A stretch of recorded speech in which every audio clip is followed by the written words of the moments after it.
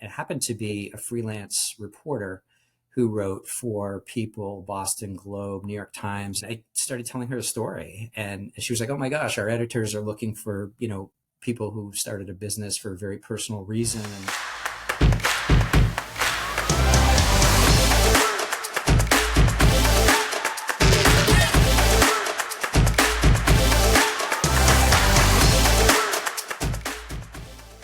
welcome back to R4E, the Reason for Everything podcast with Arjan Peters. I'm your host, Arjan, and excited to share today's guest with you, Mark Elvidge. Mark is the president and CEO of Vermont Nut Free Chocolates, a business very near and dear to my heart as someone who's had food allergies, specifically to nuts, my whole life.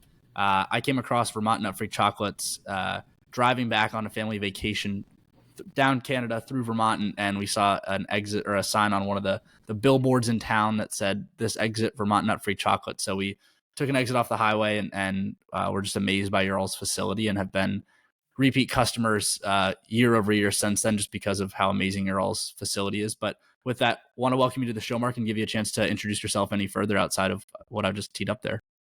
Yeah, thank you very much, Arjan, for inviting me, and it's a pleasure to be with you today. I'm Mark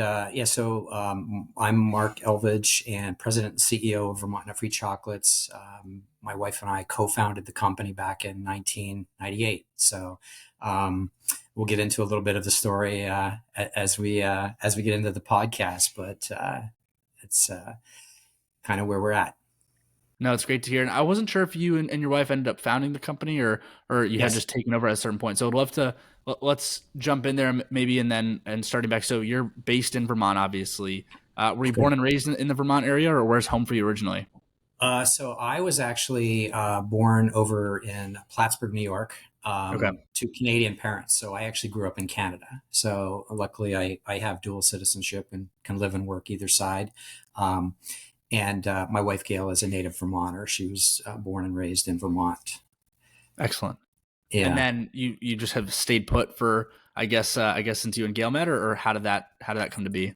Yeah. So my parents had a summer cottage in a little town on Lake Champlain, and it was the end of the kind of the end of the road, and around the corner is where Gail lived. And I used to. My dad had this beautiful Samoyed husky like dog, and I used to walk the dog down to the beach a lot, and I get a lot of attention, or the dog would get a lot of attention, I should say, and that's how I met Gail. She was one of the people who came up and adored the dog, and we met. She was 16, and I had just turned 18, so we met really young and dated for about 7 years and got married in 1987. That's terrific. We've been together, it seems like forever. That sounds like a Hallmark movie story right there. Just walking your dog on the lake on summer vacation. Yeah.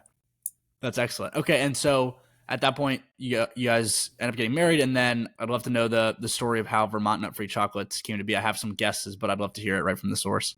Yeah, sure. So we had a son in 1994, Tanner, and he, was normal kid, and at 8 months old, was teasing for a bite of English muffin that Gail was eating for breakfast on a Sunday morning, and she had peanut butter on it, and she put it up to his lips, and he didn't even, taste it or bite it or anything. It just touched his lips, and he immediately broke out into hives and started screaming and crying and turned red. And it was a Sunday morning, and so she called the pediatrician's office, got the on-call message, and the pediatrician called back and kind of said, I think maybe he's allergic to peanuts. You better keep him away from that. And, at that time, they were recommending, coming in when he was a year old to confirm that and get the testing, the allergy testing done. So that's what we did. We, had him tested at a year, and he was diagnosed with a peanut allergy. And, growing up, we didn't know anybody. We didn't have any family history of peanut allergies. We, environmental allergies and, pet allergies and animals and things like that. But never knew anybody with a peanut allergy. So it was really a whole new learning experience for us. Got it. So that was 1994, 1995, and then only a couple of years later, you all started the business. What was the impetus for that? Was it more a matter of necessity and trying to provide for Tanner, Yeah, or what was the genesis of creating the actual business? yeah, Arjun, it's exactly the reason why, and we really had no intentions of starting a business. Basically, once we learned of Tanner's allergy, Gail was pretty diligent about calling manufacturers and finding out what else they made in the facility, what else was packaged on the same equipment, what else could possibly cross contaminate, anything that we were eating from cereal to bread to confections and sweets and dessert type items. And, back in, 94, 95, there wasn't a lot of awareness regarding food allergies and peanut allergies in particular. So, when she called manufacturers, it seemed like this weird question they were getting and didn't really, what do you mean? What else do we make? And, so then it was almost educating the manufacturers at that point from, a food allergy mom, as you well know, can be pretty persistent with manufacturers. And the one item that she found quite quickly that really couldn't be trusted was chocolate and confection items. So she did a bunch of research and found some chocolate that was produced by manufacturers that just made that chocolate in their facility that was a raw kind of a couverture kind of a chocolate. And we quickly got some of that in, and she started making things at home that we could just be sure of the ingredients in to not have Tanner have some kind of an accidental ingestion along the way. So, she started making truffles and fruit creams and caramels and molded items and just stuff for us to enjoy. And we'd take it to family gatherings and parties and give it away as gifts. And, people would rave about how good it was because it was, high quality product that was very artisanal and homemade. So it was not only safe, for somebody with the peanut or tree nut allergy, but it was actually good and quite tasty and not missing any taste, flavor, or texture, which, to this day, we, kind of hold that standard of everything we offer. We make sure that it's got that stand up to the big brands, but it's safe for those with the allergy. So she started making things at home for him. And then, he was, between 1 and 4 kind of for like 3 years, she was doing that. And then when he turned 4 at one morning, she came down the stairs and I remember distinctly, she said, we should start a nut free chocolate company. There has to be thousands of families in the same predicament that we're in. So I challenged her. I said, do it. So basically, she said, well, I need help with the business end of it, but, I can do, the creative and the making and all that stuff. So that's what we did. I helped her incorporate and, get a website set up and, we launched our website in January of 1998. 1998, which, I believe the first internet item ever sold online was in 94 and was probably Yeah. Jeff Bezos, selling a book or something pre Amazon days. But we were very ahead of the curve in terms of having an online business and also being in the free from, business. Unbelievable. There's so much I want to double click on there. I jotted down some notes to make sure I didn't miss a beat there. So first Yeah. and foremost, I can't emphasize enough how terrific your products are. And that's not me just telling you this because we're on the show. I told you this before we were even recording. I've tried every nut-free alternative chocolate sweet craft dessert item out there. And you're all, to your point, there's no beat missed in terms of flavor and texture. And it's just truly incredible. And particularly the maple creams, those really always make my ear. But I want to note, so before you all actually got the business up and running, you said your wife went and started making, different treats, truffles. Did she have a baking or a confection background of any sort, or is this kind of learning from scratch on both the kind of baking aspect or creating aspect and the business side of it? Yeah, so for the business side, for her it was new, right? I had a little bit of business experience, so I was helping out in that arena. She was always a very good cook, a very good baker, and Okay. could make really great everything, whether it was brownies or cookies or pies or cakes or anything like that. So I think it was a pretty easy transition for her to go into chocolate. And again, chocolate is pretty finicky in terms of room ambient temperature and humidity and conditions, or things don't quite set up right if you don't have all of that kind of aligned. But yeah, a lot of learning experience along the way. And again, it was mostly for personal consumption, so it didn't really matter if something was a little off or what it looked like or anything like that, right, in those early days. So had a few years to perfect that before we actually put the website up and started selling online. Got it. And now, what were you doing at this time while she was getting the business up and running? Were you, I mean, you guys were both still pretty young and early in your respective careers, but what were you doing at this time while you were helping her on the business side of it? Yeah, I was working actually up in Canada, in the travel retail industry. So it's Okay. the duty free border business, right? So for people coming back from Canada into the U.S., I was general managing a retail duty free store up there, and gave me tons of business experience and buying from the buying side experience and things like that too. So and then nights, weekends, vacation days off, I would be packing orders and running them to the post office and helping out where I could, in terms of getting the stuff shipped out to people. Got it. So you guys Yeah. started off producing product, put it online. Did you guys have a store or retail front of any sort when you guys started, or was it only online to start? Yeah, it was strictly online, and it's Wow. really really funny, Arjan. I mean, obviously Google wasn't even in existence, right? So there was no online advertising at all, and our URL, our original, we didn't even, you know, it was an AOL. It was, if I recall, it was www.aol.com/members slash you're never going to find me slash something else, so it was amazing actually that people actually discovered us, in those early days, online with how we originally set up the website. It was pretty amazing. That's interesting. I would have guessed, just given your retail background, you would have started with storefront and then migrated to online, but very ahead of your all's times to start with the online. Very 2020 of you guys to start with an online business and then transition to Yeah. retail. Yeah, and again, having your own retail business is tough, right? So there's a pretty good population base of people with peanut and tree nut allergies, but they're geographically dispersed. So having a storefront of your own in one town or city or even state would be kind of tough to survive. And even back Mhm. then, that was pretty evident. Um, so the online, I think, reach was perfect, for our niche brand.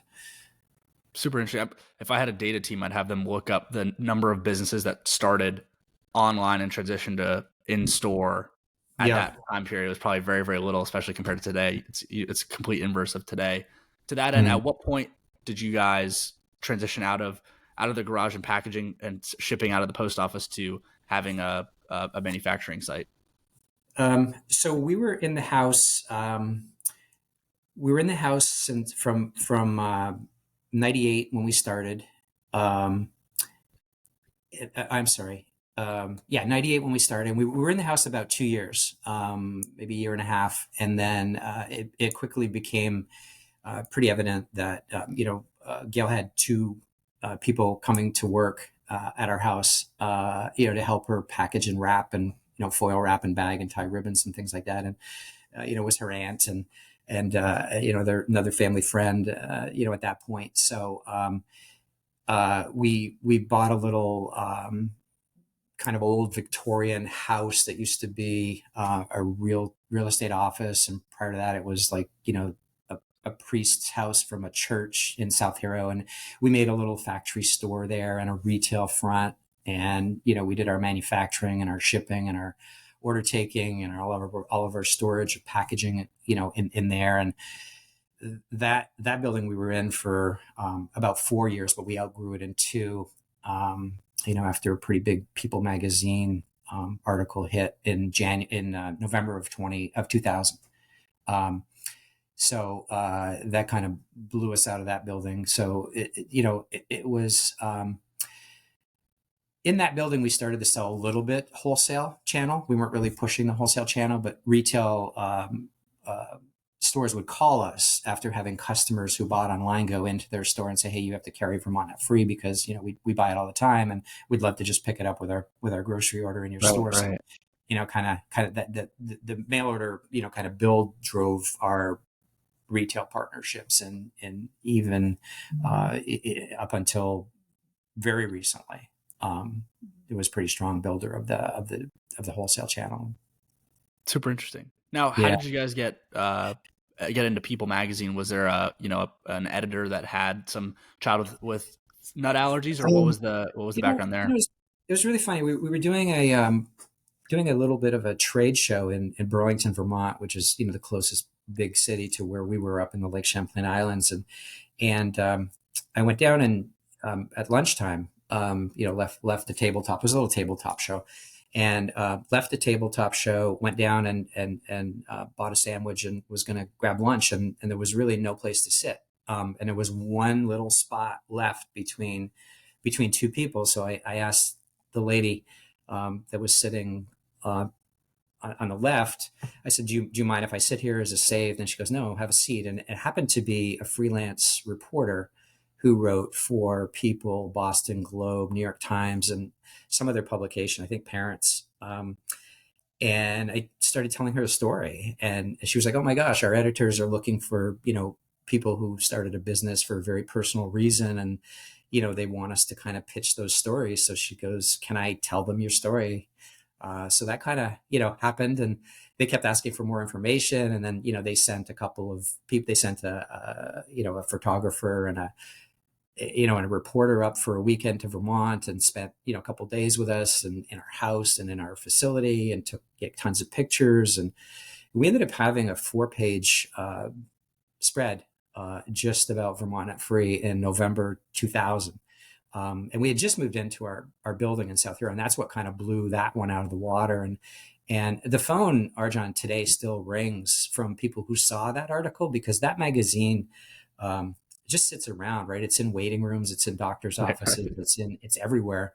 And people saw it, back in 2000, but now maybe they have a child with a nut allergy, or they have a grandchild, or they have a niece or a nephew, and they remember the story. So it's amazing how many people still say, when we ask them how they heard about us, and People Magazine, it was like, really? That was like 23 years ago. But Unbelievable, yeah, unbelievable. that was amazing. I mean, a perfect testament to why I like this show and the ethos of what I put together here. Of how many different coincidences had to happen for you to go and sit next to this freelance reporter. Correct. Correct. Unbelievable. No, taking a sidebar here, I'm thinking about Tanner's perspective. He's a 6-year-old at this point. His parents are building a chocolate factory. That's like every kid's dream come true. Was he intimately involved with it, especially when you guys were at home? So I'm sure he was coming back from preschool and kindergarten and helping you guys out, maybe as just on the R&D side. But what was that like for him? As a kid whose parents were getting this business off the ground at home. Yeah, so I hope it was a good experience for him. I mean, obviously, it's was for him. He was the reason, right? And we blame him all the time that it was his fault. And I'm sure there was some times that took away from family time, but luckily he could be with Gail. Even in that first building in South Hero, he had a little room upstairs with his unit with single unit TV with the old VCR, and so he'd spend a little bit of time up there, and then he'd come down and he'd bag or help kind of move stuff around. He taped boxes. He did a bunch of stuff throughout the years, to kind of help out as well. But yeah, it's and he's going to be 30 in February. So we started the business when he was 4, so he's basically grown up in it. Now, does he still have allergies, or did he grow out of Yeah, them? yeah, he does actually. He's still peanut allergic, and probably 6-7 years ago, he actually developed a gluten allergy too. So Wow, he's got a few more allergies and some other food intolerances now. So he can't eat everything that we make anymore. And Tanner Bar, which is our granola bar, is named after Tanner. Um, interesting. and he can't have that because it's got wheat in it. Um, so yeah.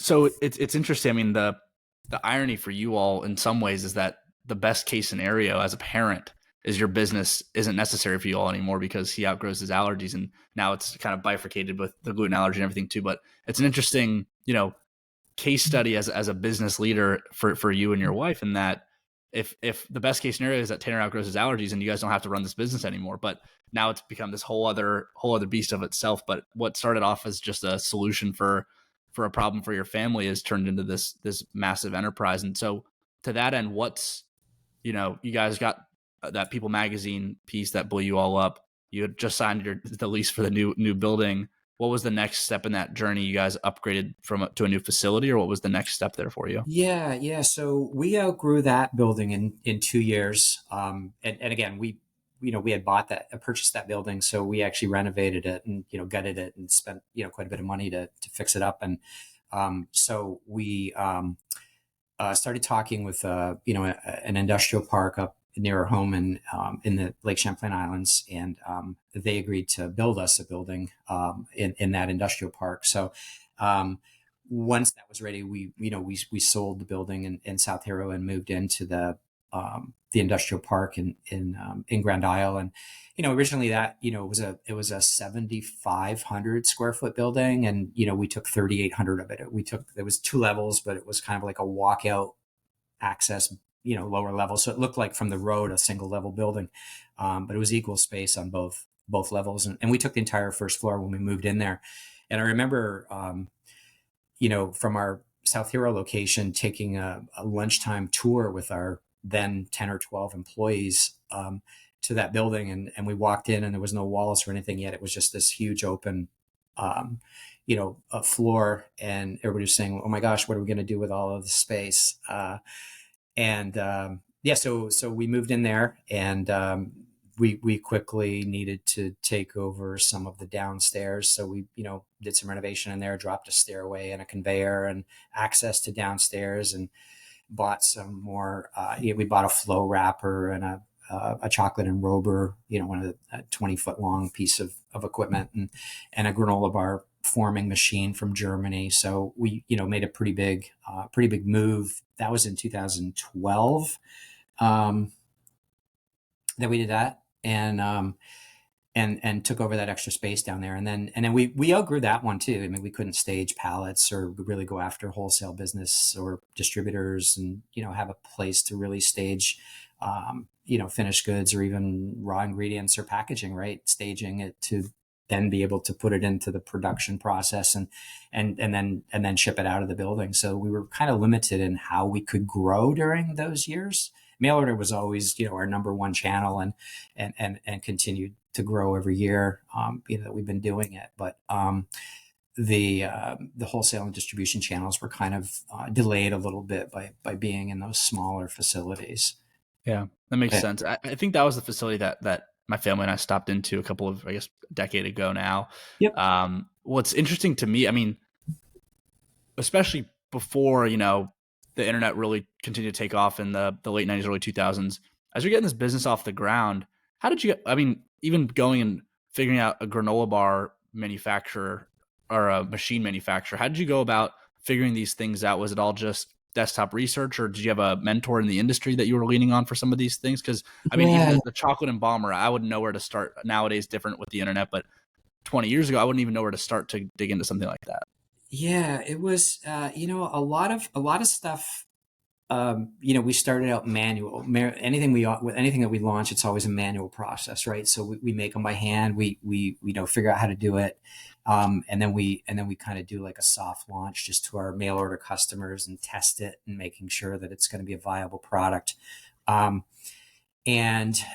in terms of, granola bar forming machines, there's a bunch of different, there's slab bar forming lines. And then there's, we get a tabletop all-in-one kind of machine that actually molds the bars. So it's a very compact. We didn't have a lot of space, so we couldn't put in, like a 30 or 40 foot, kind of a slab forming line that, presses and rolls the bars and then into a huge slab and then cuts and forms them and, all that kind of stuff. So we kind of tried to always find something in a small footprint that would do the capacity that we thought we needed, right? More than we currently do, but yet a little bit of growth runway. Um, and So that's kind of how we kind of did things. And talking with the manufacturers, talking with sending product. This particular machine was made in Germany, so we sent product over there to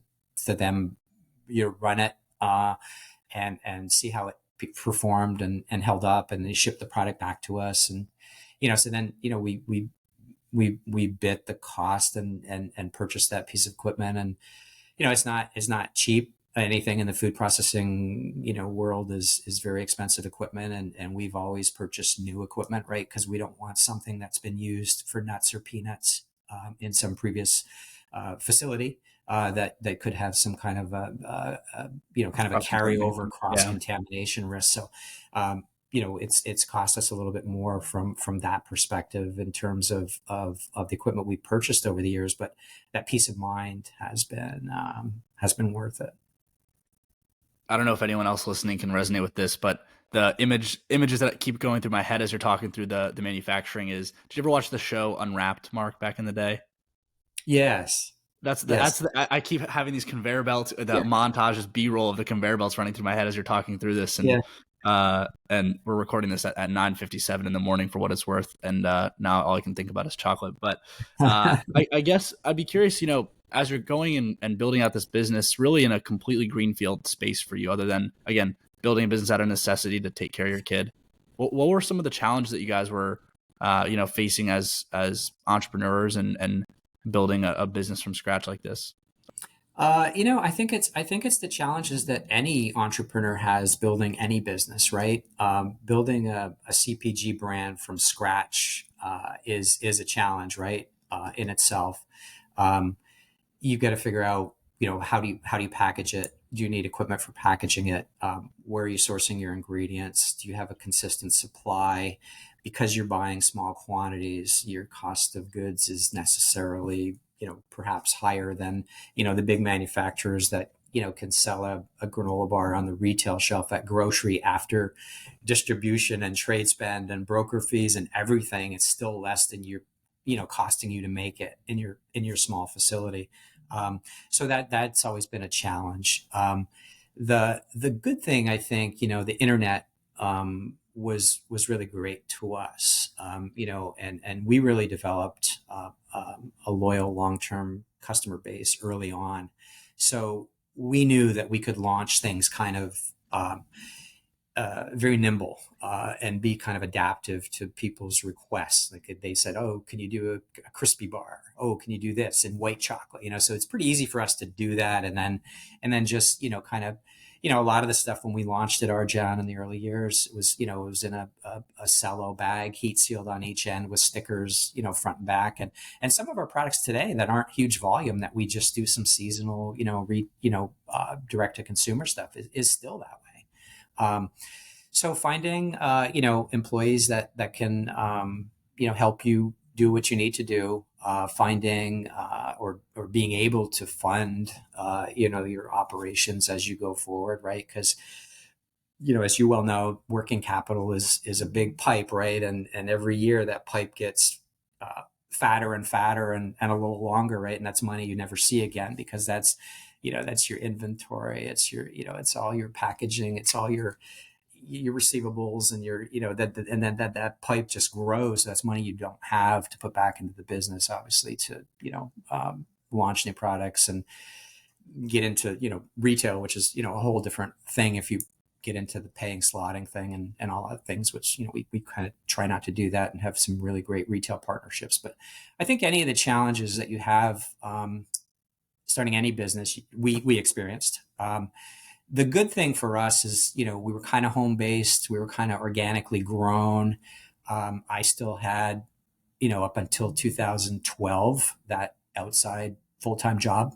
Oh, really? I didn't realize that. Yeah. Okay, I was going to ask. Yeah. So yeah, Gail kind of ran the entire business, daily, in 2012, 2013, we switched roles and I came on full time and run the day to day. and as you get, now we're at, 38, 39 employees. So, you've got a whole different level of things to deal with every day in terms of, HR and equipment, Of course. maintenance and breakdowns and, fixes and tweaks and things like that too. Right. So, luckily we've got some super good people, and a lot of them have been with us for quite some time, and they're just so hardworking and dedicated. And, we couldn't have gotten, where this brand is without them. So we're just so appreciative of our staff and our customers. Right. And we can get into a little bit of some of the longevity of the customers, at some point during this conversation too, but I'd really like to touch on that. Yeah, I'd love to. The only thing I'd mention just in terms of employees, we were so impressed when we saw the facility, how the employees had I don't remember if they changed their shoes or they had shoe coverings, but just the quality control measures that we saw just going to the retail side of the store was just super impressive. And to your point, gave us a lot of peace of mind, the same way that we know that the machines don't have any cross-contamination, knowing that the employees who are coming in and packaging this specialty product don't have any cross-contamination on their bodies either. So, very appreciative for all of your employees as well as a fan. But yeah, I would love to hear more about the customer longevity and, how you guys have folks that are still coming back from 1996. That would you suggest? 1998. 98. Yeah, 1998. Yeah. So again, putting that website up early days, somebody would discover us in, Pittsburgh, or somebody would discover us in Chicago, or somebody would discover us in Boston. And then, back then there was a lot of support group meetings, monthly support group meetings that parents would go to kind of share tips and tricks and things about brands and safe products, or discussions they've had with manufacturers to kind of keep, their family members safe, dependent on what food allergy they were trying to avoid.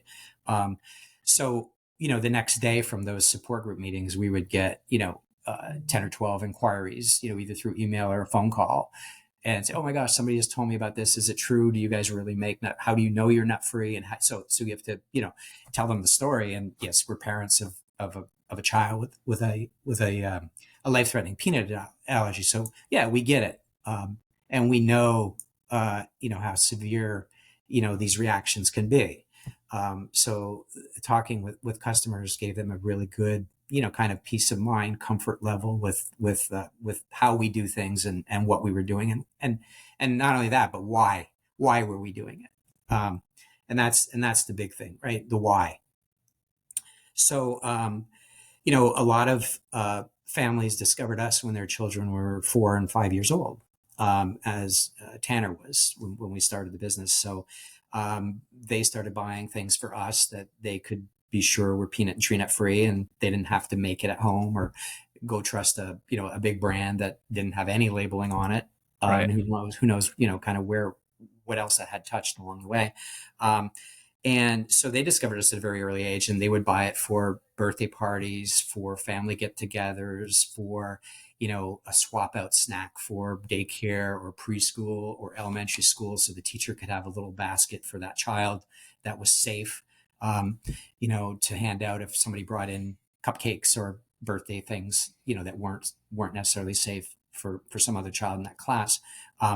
And, we did, all those events every year, for families, and then high school graduations, college cramming sessions for baskets. Yeah, you can send a basket to somebody during exam season, college graduations, and for some of those really early adopters, we've done wedding favors, with the bride and groom's name on them, the little 2-piece truffle box,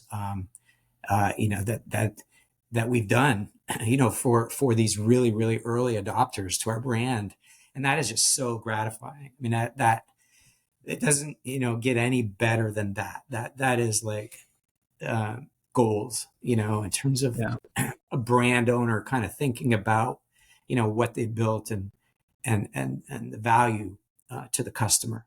Right. And then some of those people after the wedding favors have done,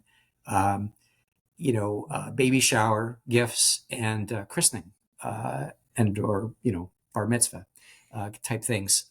So it's we've got some customers that have literally been with us for almost 26 years now, 26 in January of 2024. So we're over 25, and a lot of customers that have kind of been with us through that whole, kind of growth trajectory. Unbelievable. Yeah. Unbelievable. Now, I guess there's probably the food allergy community is so incredibly loyal for folks that take care of them, like yourselves, but also very quick to lose trust. And so, I mean, it's just a testament to your all's business that you've been able to maintain a loyal customer base for such a long time. The question I'd have for you from that is, you guys had the big blow up from people. Was there any other point in which there was oh my gosh, we have more POs that just came in that we have no idea how we're going to fulfill this, or any other moment that there was just a mad rush where you and Gail were sitting back scratching your heads trying to figure out how we're going to fulfill these orders, or you got an order from someone that you would never have expected, or anything to that effect? Yeah, I mean, that happened a lot, with customers who discovered us. Many of them are either involved with or own businesses or corporations who may have, a substantial holiday gift list. And we very early on started to get some orders like that where, people would, send out gift baskets of Vermont Nut Free to their gift list. And it's usually, corporate kind of colleagues and or customers. So we would get a lot of that on the holidays. And again, our business is we're busy all year, but obviously the holidays from Halloween through Easter, whenever Easter falls, is our 6 or 7 month, kind of season that's really full force.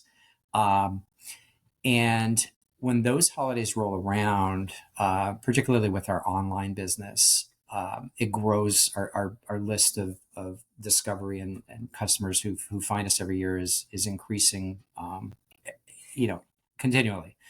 So every year those holidays become bigger and busier, and then you get a lot of new discovery during those periods as well, because that's when people are kind of searching for the nut-free chocolate or the peanut-free chocolate. And so that really kind of condenses a lot of orders into, into the stream.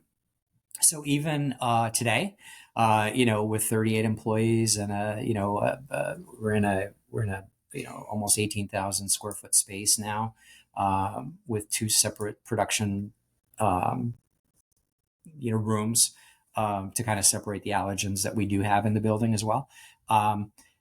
Not peanuts and tree nuts, obviously, but dairy and wheat, things like that. Of course, We yeah. try to, we keep as separate as we can as well.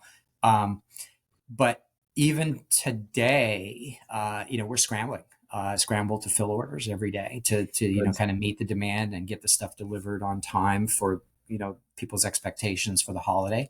And then, our wholesale business now is significant as well as with distributors, and, those orders continually come in, and retail stores are busy during holiday as well. And a lot of the retail stores carry, our seasonal items as well. So every season, we sit down and scratch our heads. Okay, what do we need to do? How many more people do we need here? And what do we need to do? Do we have to have everybody come in on, Saturday or whatever?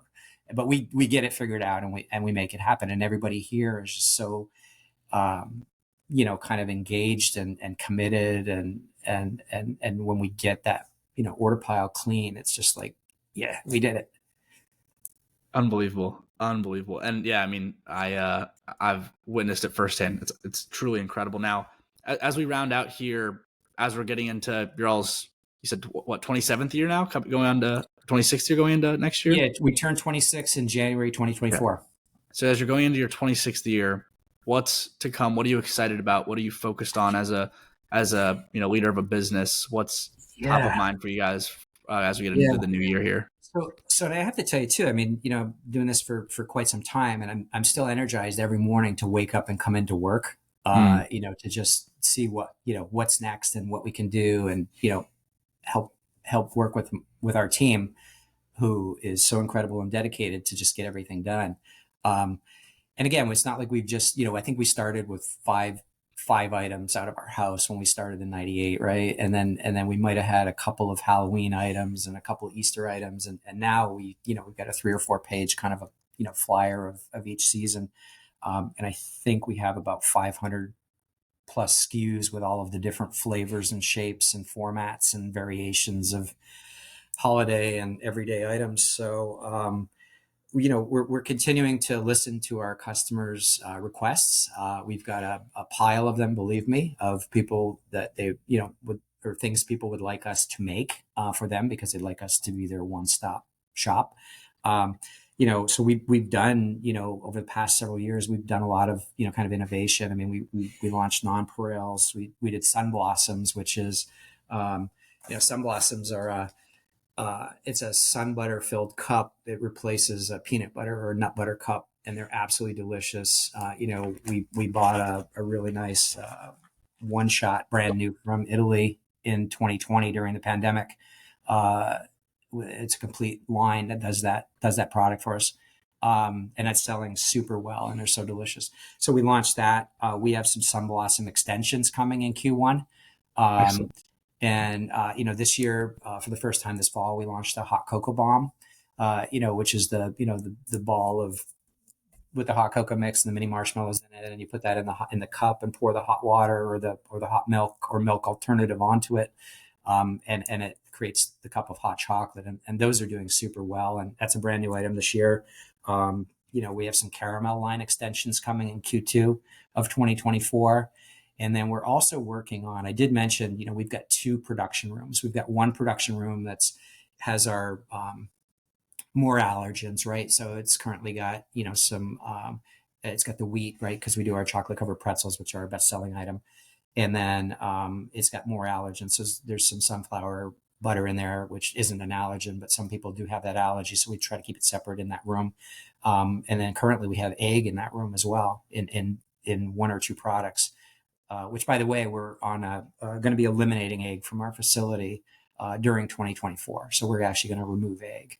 And then our other production room is just milk and soy for allergens. That's it. Separate HVAC, separate staff, separate uniforms, separate, production room for that. So, and then again, we've always been peanut free, tree nut free, coconut free, and sesame free since day one, before coconut was even an allergen, and sesame is the new one. Yep. But we've never had any of those products in any of our items. And again, working on eliminating that egg from the facility as well. So we won't just be peanut and tree nut free, and we haven't always just been peanut and tree nut free, but that's our reason for being. That's our forte. We do that extremely well, and we want to accommodate as many people as we possibly can, given that you've got to kind of have dedicated areas and or facilities to really claim free from on any of those allergens. I mean, like I said, I'm personally very appreciative. My family is very appreciative of what you guys have done, and I'm excited to share this episode so others can find you and discover you all. My last question for you as we round out: what would be, I guess, your biggest piece of advice for entrepreneurs, startup founders, people thinking about starting a business? You gave the green light to Gail to get the business started 26 years ago. What advice do you have for folks that might be in a similar position that are kind of thinking about getting something started, but they're not quite sure if they want to, go all in on it? Yeah, I would definitely say explore it. Explore it to the fullest. Try to get a little bit of an advisory board around you, trusted people, not to give your ideas away, but people that you could probably trust and bounce some ideas off. I think, I can't tell you how many people, after we started the business in like 98, 99, 2000, would call and order from us and says, "Oh my God, I had that idea and I never did anything and I should have." And, so it's like people get, I don't know what the statistic is, but you probably get 10 ideas a week, just driving to and from work or, Right. Commuting or whatever. And it's like, whatever. But if you act on it, right. And the best time to act on it is today, right? If you look at the time, starting something today, whether it's investing or starting a business or starting, some self-improvement programs or whatever, if you start today, rather than waiting till you think you're ready for it, if you wait 10 years, then your time continuum is that much shorter. So you're not going to really realize your dreams unless you really, just try it. We were fortunate. I had an outside job. We didn't have any risk. I remember we bought a $350 chocolate tempering machine. That was our first major capex, right? $350. And I remember Gail saying, well, what if, nobody buys chocolate? I said, well, you have a nice machine just for Tanner and me.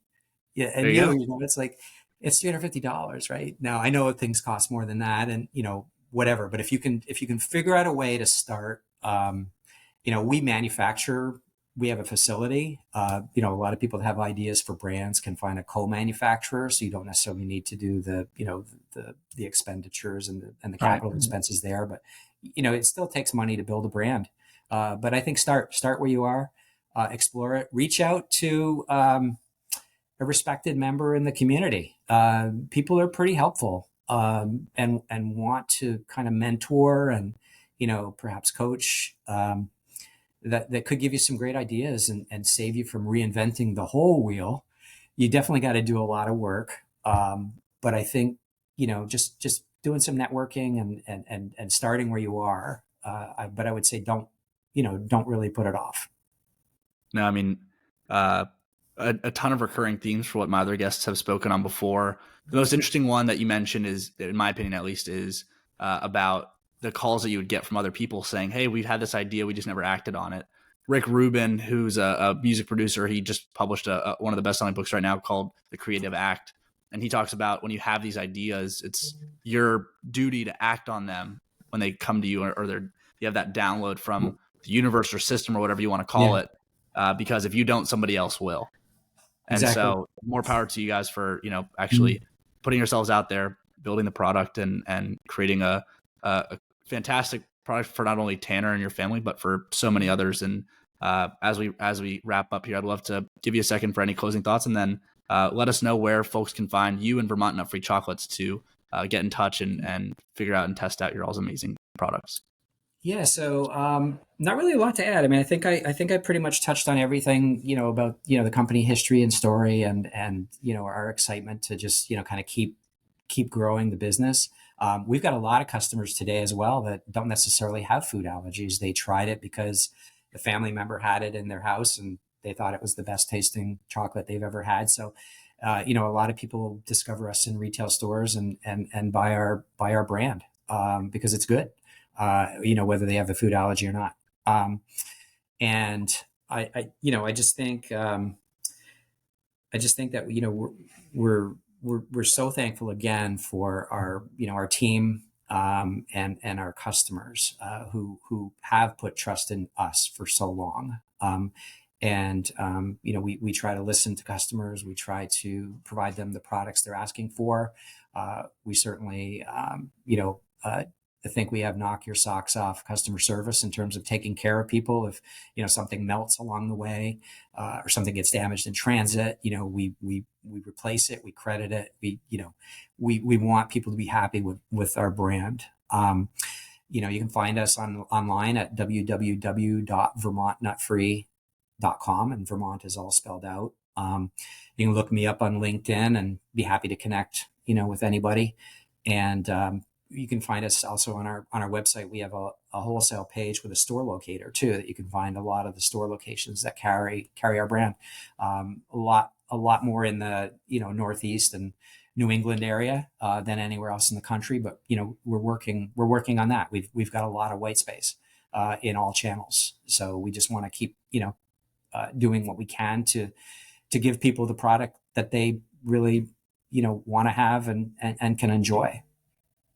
Well, Mark, thank you so much for coming on the Reason for Everything podcast, and look forward to reconnecting with you here soon. All right. Thank you very much, Arjan. I've certainly enjoyed it. Thank you. Excellent.